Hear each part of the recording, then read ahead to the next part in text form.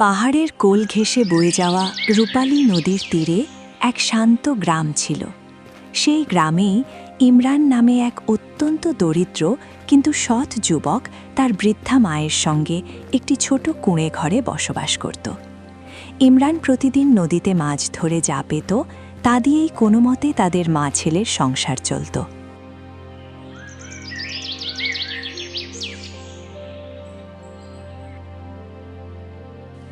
এক শান্ত সকালে ইমরান যখন তার মাছ ধরার জাল মেরামত করে কাজে বেরোনোর প্রস্তুতি নিচ্ছিল, ঠিক তখনই পাশের ঘর থেকে তার মায়ের প্রচণ্ড কাশির শব্দ ভেসে এলো। কি হয়েছে মা? আমি বেশ কয়েকদিন ধরেই দেখছি তোমার কাশিটা কিছুতেই কমছে না। তুমি শরীরটা নিয়ে কি খুব কষ্ট পাচ্ছ? আরে না বাবা, শরীর ঠিকই আছে। এখন তো বয়স হয়েছে, তাই এই বার্ধক্যে একটু আধটু কাশি হওয়া খুব স্বাভাবিক। তুই চিন্তা করিস না। ইমরান যখন আশ্বস্ত হওয়ার জন্য তার মায়ের কপালে হাত রাখল, তখন সে চমকে উঠল। তার মায়ের শরীর জ্বরে পুড়ে যাচ্ছিল। মা, তোমার তো ভীষণ জ্বর। তুমি কেন মিথ্যে বললে? তুমি একদম চিন্তা করো না। আমি আজ ফেরার পথে বাজার থেকে তোমার জন্য ভালো ওষুধ নিয়ে আসব। কথাটি বলে ইমরান তার মাছ ধরার জাল কাঁধে নিয়ে ঘর থেকে বেরিয়ে এলো। কিন্তু নদীর পাড়ে এসে সে এক গভীর হতাশায় নিমজ্জিত হল। তার পকেটে একটি পয়সাও ছিল না। সে একা একা বালির ওপর বসে বিড়বিড় করতে লাগল। আমি মাকে কথা তো দিয়ে এলাম যে ওষুধ নিয়ে ফিরব, কিন্তু ওষুধ কেনার টাকা পাবো কোথায়? ঘরে এক মুঠো চালও অবশিষ্ট নেই। হে খোদা, এখন আমি কি করব? ইমরানের চোখের কোণ দিয়ে অশ্রু গড়িয়ে পড়তে লাগল। দীর্ঘক্ষণ ভাবার পর তার মাথায় এক বুদ্ধি এলো। সে ভাবল গ্রামের প্রভাবশালী মহাজন রতনবাবুর কাছে গিয়ে কিছু টাকা ধার চাইবে। রতনবাবু ছিলেন গ্রামের সবচেয়ে ধনী এবং অত্যন্ত অহংকারী মানুষ। নিরুপায় হয়ে ইমরান সোজা রতনবাবুর আলিশান বাংলোর দিকে রওনা দিল। তাকে গেটের সামনে দাঁড়িয়ে থাকতে দেখে রতনবাবু এক তাচ্ছিল্যের হাসি হাসলেন। আরে ইমরান, তুই এখানে কি করিস? তুই তো জানিস যে তোর মতো ছোট লোকদের জন্য আমার এই বাংলোর দরজা সবসময় বন্ধ। কাজ ছাড়া এখানে এসেছিস কেন? রতনবাবু, আমার মা খুব অসুস্থ। বাড়িতে ওষুধের জন্য একটা টাকাও নেই। আপনি তো জানেন আমি সারাদিন নদীতে পড়ে থাকি। দয়া করে আমাকে কিছু টাকা ধার দিন। আমি কথা দিচ্ছি, অল্প অল্প করে কাজ করে আপনার সব দেনা শোধ করে দেব। ইমরানের কথা শুনে রতনবাবু অট্ট হাসিতে ফেটে পড়লেন। তার সেই হাসি যেন বিদ্রূপে ভরা ছিল। শোধ করবি? হাসালি আমায়। তোর ওই পুরনো ছেঁড়া জালে তো সারাদিনে দুটোর বেশি চুনোপুটি মাছও ওঠে না। সেই মাছ দিয়ে তোদের মা ছেলের পেটি চলে না, আবার আমার ধার শোধ করবি? আমি টাকা তাদেরই দিই যাদের সেই টাকা সুদে আসলে ফেরত দেওয়ার ক্ষমতা আছে। তোর মতো ভিখারিকে দেওয়ার মতো সময় বা টাকা কোনোটাই আমার নেই। রতনবাবু, একবারের জন্য দয়া করুন। মা মরে যাবে ওষুধ না পেলে। চুপ কর, এখান থেকে দূর হয়ে যা। আমার বাড়ির সামনে দাঁড়িয়ে আর ঘ্যান ঘ্যান করবি না। যা বলছি বেরিয়ে যা। রতনবাবু ইমরানকে চরমভাবে অপমান করে বাড়ি থেকে বের করে দিলেন। শূন্য হাতে এবং বুক ভরা হাহাকার নিয়ে ইমরান আবার নদীর পাড়ে ফিরে এলো। অপমানে আর কষ্টে তার বুক ফেটে যাচ্ছিল, কিন্তু মায়ের অসুস্থ মুখটা মনে পড়তেই সে আবার দিশাহারা হয়ে পড়ল। রতনবাবুর কাছে অপমানিত হয়ে ইমরান ভাঙা মন নিয়ে আবারও রূপালী নদীর তীরে ফিরে এলো। সে দীর্ঘশ্বাস ফেলে তার পুরনো জালটি নদীর জলে ছুঁড়ে দিল। কিছুক্ষণ পর জালে একটি ছোট মাছ আটকা পড়ল। হায় কপাল! আজ যদি এই জালে একটি মাছের বদলে অনেকগুলো মাছ ধরা পড়ত, তবে সেগুলো বাজারে বিক্রি করে মায়ের ওষুধের টাকা জোগাড় করতে পারতাম। ইমরান বিষণ্ণ মনে বাড়ির দিকে পা বাড়াল।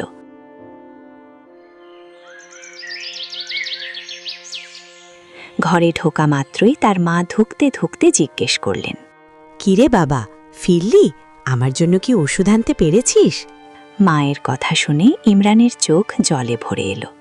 সে কোনো উত্তর দিতে পারল না। তার মা মুহূর্তেই সব বুঝতে পারলেন। কোনো ব্যাপার না বাবা, তুই মন খারাপ করিস না। আমার তেমন বড় কোনো অসুখ হয়নি। বার্ধক্যের শরীর তো, একটু আধটু এমন হবেই। আমাদের মতো গরিবের রোগ ওষুধ ছাড়াও সেরে যায়। তুই চিন্তা ছেড়ে একটু জিরিয়ে নে। ইমরান কোনো কথা না বলে চুপচাপ একপাশে শুয়ে পড়ল। তার সারা রাত দুশ্চিন্তায় ঘুম এলো না।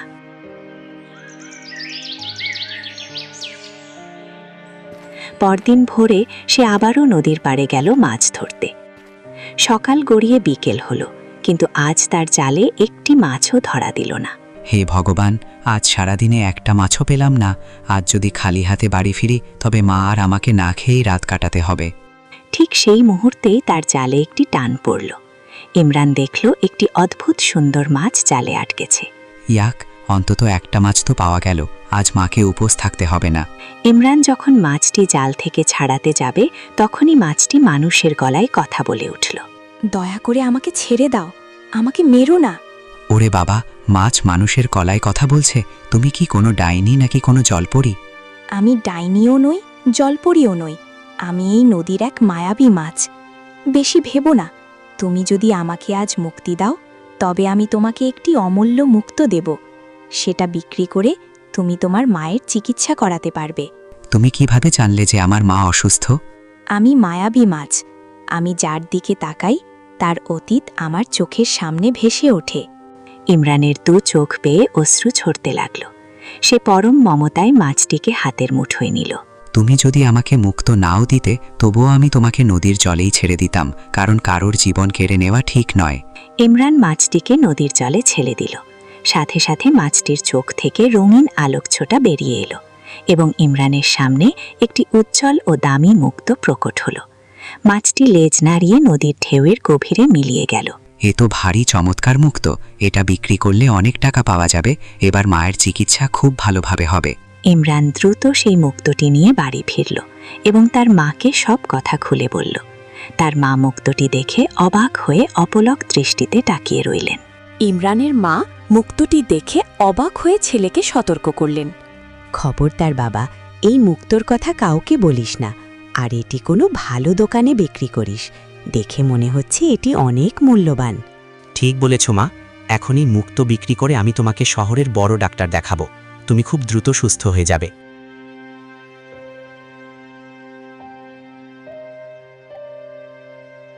পরদিন ইমরান সেই মুক্তটি নিয়ে গ্রামের পুরনো স্বর্ণকার গদাইধরের কাছে গেল।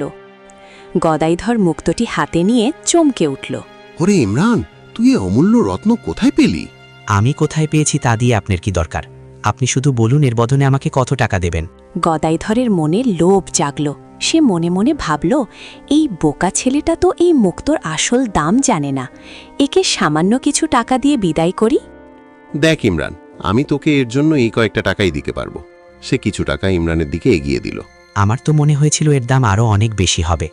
না বাবা, এর বেশি দাম আমি দিতে পারবো না। চাইলে অন্য কোথাও দেখতে পারিস। থাক, এখন আমার মায়ের চিকিৎসার জন্য এই টাকাই অনেক। ইমরান টাকাগুলো নিয়ে মায়ের চিকিৎসার জন্য চলে গেল।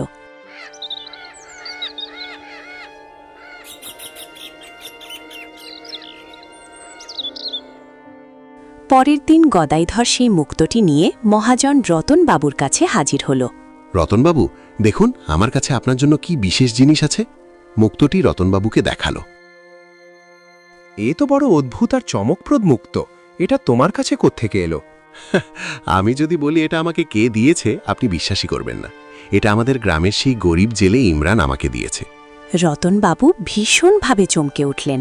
ইমরান, ওই ভিখারি ছেলেটা যে কদিন আগে আমার কাছে ধার চাইতে এসেছিল, ওর কাছে এত দামি মুক্ত এলো কোত্থেকে? তা তো জানি না, তবে আমি ওকে সামান্য কিছু টাকা দিয়ে বিদায় করেছি। শহরে এই মুক্তোর দাম হবে কয়েক লক্ষ টাকা। আপনার তো শহরে অনেক চেনা জানা। এটা বিক্রি করে দিন, যা লাভ হবে আমরা অর্ধেক করে নেব। এ কাজ করো গদাই, তুমি ইমরানের ওপর কড়া নজর রাখো।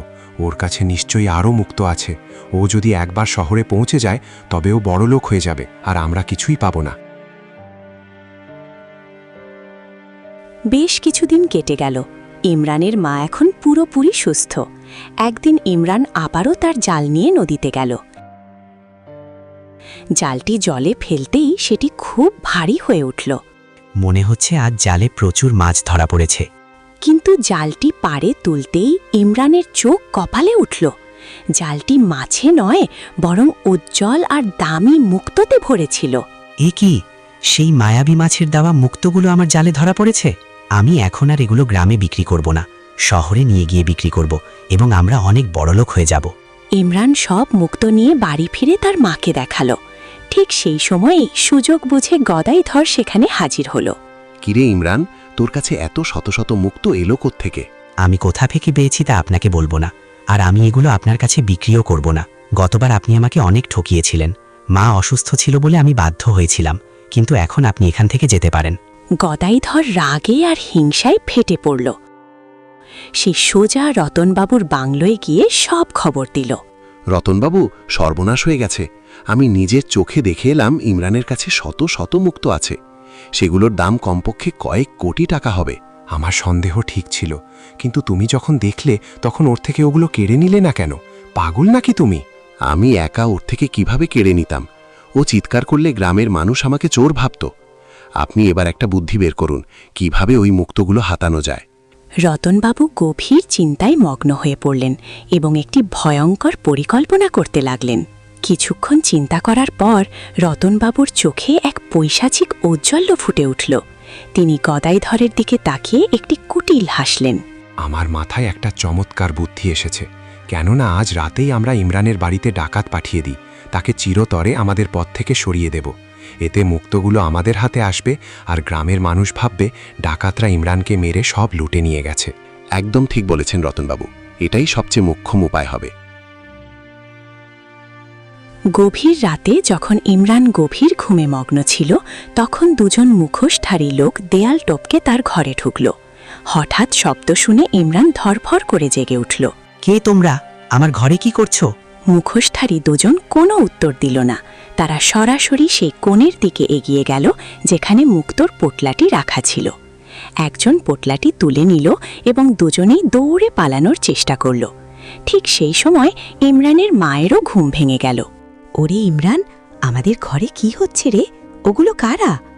মা, দুজন ডাকাত আমাদের ঘরে ঢুকে মুক্তোগুলো নিয়ে পালাচ্ছে। আমি ওদের ছাড়ব না, আমি ওদের পিছু নিচ্ছি। যাস না বাবা, তোর প্রাণের বিপদ হতে পারে। ইমরান মায়ের বারণ শুনল না। সে প্রাণের ঝুঁকি নিয়ে ডাকাতদের পিছু ধাওয়া করল। দৌড়াতে দৌড়াতে ডাকাতরা রূপালী নদীর নির্জন পাড়ে এসে পৌঁছালো। ইমরানও সেখানে গিয়ে তাদের ধরে ফেলল। আমার মুক্তোগুলো ফিরিয়ে দাও, ওগুলো আমাদের বেঁচে থাকা সম্বল। ডাকাতরা কথা না বলে ইমরানকে নিষ্ঠুরভাবে মারধর শুরু করল। একসময় ইমরান রক্তাক্ত অবস্থায় মাটিতে লুটিয়ে পড়ল। তারা তাকে তুলে নদীর উত্তাল স্রোতে ফেলে দিল এবং সরাসরি রতনবাবুর বাংলোর দিকে রওনা দিল। ডাকাতরা মুক্তোর পোটলাটি রতনবাবুর হাতে দিয়ে সেখান থেকে সরে পড়ল। কিছুক্ষণ পর গদাইধরও সেখানে এসে হাজির হল। দেখলে গদাই, আমার বুদ্ধির জোর! এক চালে ইমরানকে শেষ করে মুক্তগুলো ছিনিয়ে নিলাম। সে এখন মৃত। আমার লোকগুলো তাকে মেরে নদীতে ভাসিয়ে দিয়েছে। এই কথা বলে রতনবাবু অট্ট হাসিতে ফেটে পড়লেন। অন্যদিকে ইমরানের মা কাঁদতে কাঁদতে নদীর পাড়ে এসে পৌঁছালেন। ঢেউগুলো সজোরে পাড়ে আছড়ে পড়ছিল। ইমরান, ওরে ইমরান বাবা, কোথায় গেলি তুই? নদীর বালিতে চাপ চাপ রক্ত দেখে তিনি ডুকরে কেঁদে উঠলেন। তিনি ভাবলেন ডাকাতরা তার একমাত্র সন্তানকে মেরে নদীতে ফেলে দিয়েছে। তিনি দীর্ঘক্ষণ সেখানে বসে বিলাপ করতে লাগলেন। কিন্তু ইমরান মারা যায়নি। সে অজ্ঞান অবস্থায় নদীর প্রবল স্রোতে ভেসে যাচ্ছিল। ঢেউয়ের ছাপটা তাকে এক অজানা গন্তব্যের দিকে নিয়ে গেল। সকাল হলো। সূর্যের প্রথম কিরণ যখন ইমরানের চোখে পড়ল, তখন তার জ্ঞান ফিরল। সে ধরফর করে উঠে চারপাশ দেখে অবাক হয়ে গেল। সে এক অত্যন্ত সুন্দর দ্বীপে এসে পৌঁছেছে। এ আমি কোথায় এলাম? এ তো অপূর্ব সুন্দর এক দ্বীপ। আমি কি স্বপ্ন দেখছি? সে ধীরে ধীরে বালুচর থেকে উঠে বনের দিকে এগিয়ে গেল। না, এটা কোনো স্বপ্ন নয়, এটাই চরম সত্য। হঠাৎ বনের ওপাশে তার নজর পড়ল এক বিশাল প্রাসাদের দিকে। সেই প্রাসাদটি পুরোপুরি চকচকে মুক্তো দিয়ে তৈরি। প্রাসাদের দেয়াল থেকে সোনালি এবং সাদা আভা বের হচ্ছে। গম্বুজের ওপর বসানো মুক্তোগুলো সূর্যের আলোয় এমনভাবে জ্বলজ্বল করছিল যেন আকাশ থেকে অসংখ্য তারা মাটির ওপর নেমে এসেছে। প্রাসাদের প্রতিটি স্তম্ভ এবং দরজা এত সূক্ষ্ম কারুকার্যমণ্ডিত ছিল যে মনে হচ্ছিল সেটি কোনো স্বপ্নপুরীর অংশ। ইমরান দীর্ঘক্ষণ মন্ত্রমুগ্ধ হয়ে সেই মুক্ত প্রাসাদের দিকে তাকিয়ে রইল। তারপর কিছুটা ভয় আর বুকভরা বিস্ময় নিয়ে সে প্রাসাদের ভেতরে পা রাখল। ভেতরে ঢোকা মাত্রই তার কানে এক সুমধুর কণ্ঠস্বর ভেসে এলো। শেষ পর্যন্ত তুমি তবে এসেই পড়লে। ইমরান চমকে পেছনে তাকিয়ে দেখল তার সামনে এক অপূর্ব সুন্দরী এক তরুণী দাঁড়িয়ে আছে। কে আপনি? আর আমি যে এখানে আসবো তা আপনি জানলেন কি করে? আমি এই মুক্তপ্রাসাদের রাজকন্যা। আর তুমি তো আমাকে আগে থেকেই চেনো। মুক্তপ্রাসাদের রাজকন্যা, আর আমি আপনাকে আগে থেকে চিনি? আমি ঠিক বুঝতে পারছি না। তোমার কি মনে আছে কিছুদিন আগে তোমার জালে একটি মাছ আটকা পড়েছিল? হ্যাঁ, মনে আছে। সেই মাছটি মানুষের গলায় আমার সঙ্গে কথা বলেছিল।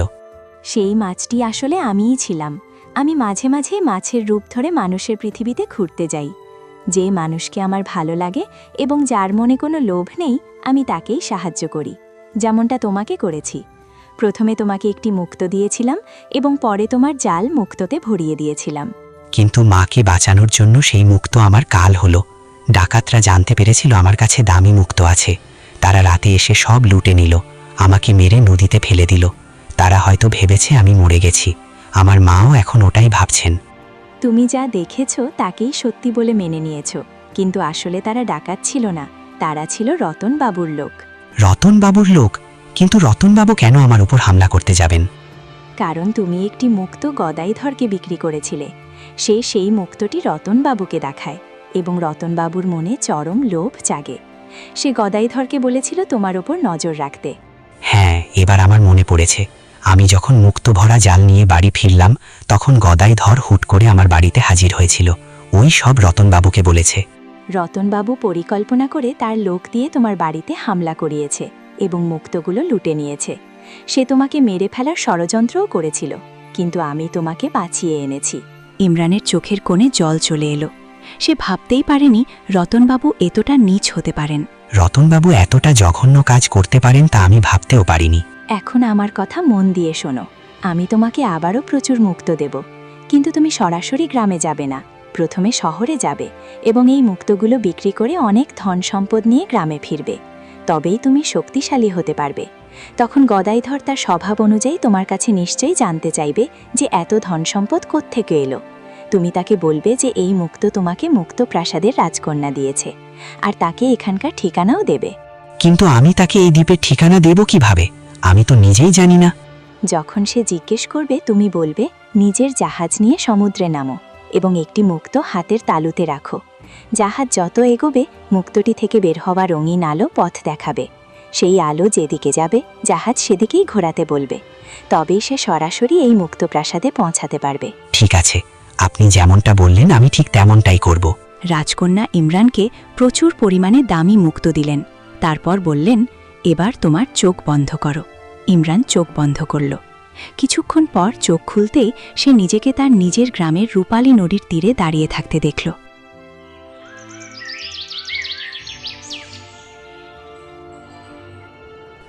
ইমরান কিন্তু সরাসরি বাড়ি গেল না। সে প্রথমে শহরে গিয়ে রাজকন্যার দেয়া মুক্তগুলো বিক্রি করল। সেই মুক্তর বিনিময়ে সে কোটি কোটি টাকা পেল। এরপর প্রচুর ধনসম্পদ নিয়ে সে গ্রামে ফিরে এলো। বাবা, তোকে ফিরে পেয়ে আমার প্রাণ ফিরে এলো। আমি ভেবেছিলাম তুই আর এই পৃথিবীতে নেই। মা, যার মাথায় তোমার মতো মায়ের আশীর্বাদ থাকে তার কিছু হতে পারে না।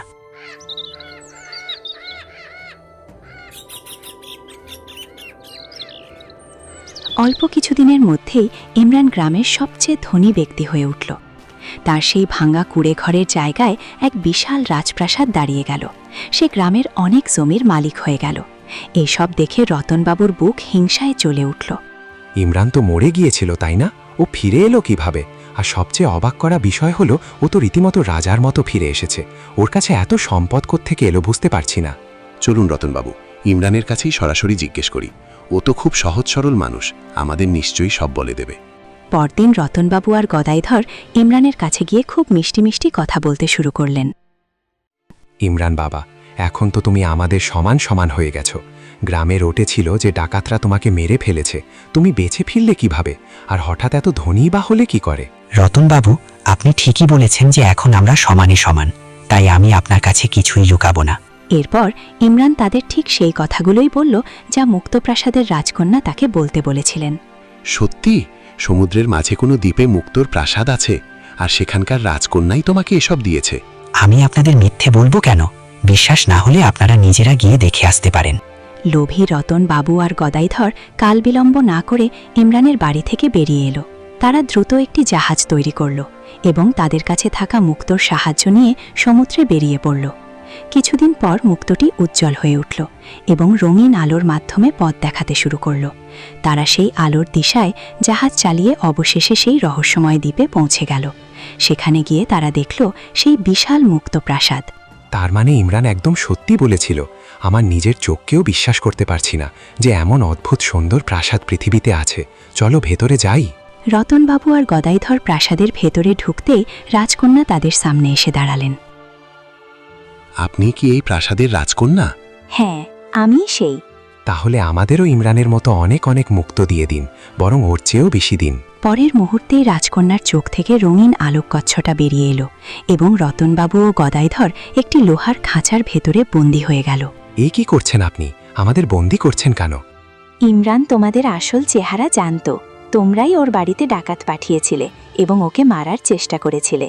ও ইচ্ছে করেই তোমাদের এখানে পাঠিয়েছে। কি ইমরান আমাদের এখানে পাঠিয়েছে? হ্যাঁ, তোমাদের লোভই তোমাদের কাল হয়েছে। তোমরা ইমরানের থেকে সেই সম্পদ কেড়ে নিতে চেয়েছিলে যা তোমাদের ছিল না। এবার তোমাদের পাপের শাস্তি ভোগ করতে হবে। তোমরা চিরকাল এই খাঁচাতেই বন্দী থাকবে। আমাদের ছেড়ে দিন, আমাদের ভুল হয়ে গেছে, দয়া করুন। না, তোমাদের মতো লোভী মানুষের এই শাস্তিই প্রাপ্য। এই বলে রাজকন্যা সেখান থেকে চলে গেলেন। এভাবেই তাদের লোভের গল্পের করুণ সমাপ্তি ঘটল এবং ন্যায়ের জয় হল। ইমরান আর তার মা সুখে শান্তিতে দিন কাটাতে লাগল।